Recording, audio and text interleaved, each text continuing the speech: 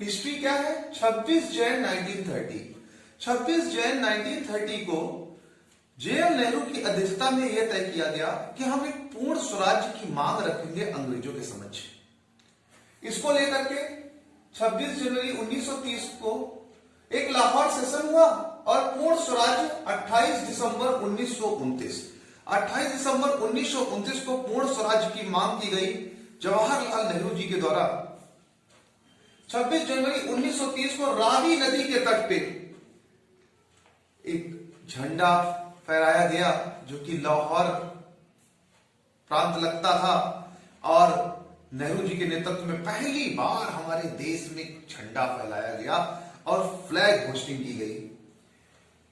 2 year 11 month 18 days, 2 वर्ष 11 महीने और 18 दिन का समय लगा हमारे कॉन्स्टिट्यूशन को बनने में।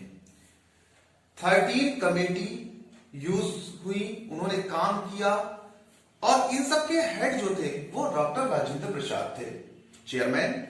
ड्राफ्टिंग कमेटी के हेड B.R. अम्बेडकर, बाबा साहब भीमराव अम्बेडकर थे। 26 नवंबर 1949 ये हमारा कॉन्स्टिट्यूशन जो था, संविधान जो था, वो बनके तैयार हो गया था। 26 जनवरी 1950 को रिपब्लिक डे इसलिए घोषित किया गया क्योंकि पहली बार रावी नदी के तट पे झंडा फहराया गया था। इसीलिए कहा गया कि 26 जनवरी से ही हम लोग क्या करेंगे, अपने देश का संविधान जो बना था उसमें बाबा साहब अम्बेडकर, जवाहरलाल नेहरू, राजेंद्र प्रसाद, लौह पुरुष सरदार वल्लभ भाई पटेल, कई महान पुरुषों का बहुत योगदान रहा, तब हमारे देश का संविधान बना। तो इस संविधान के बनने में जो महत्वपूर्ण तथ्य सामने आए कि नहीं, हाँ, भारतीयों में एक नियमबद्धता होनी चाहिए, उनको एक कानून के दायरे में रखना है, तो ये सारी चीजें हमने अपने संविधान से जानी। इसको हर वर्ष राजपथ पे सेलिब्रेट किया जाता है और राष्ट्रपति जी इसकी फ्लैग होस्टिंग करते हैं, मतलब झंडा फहराते हैं।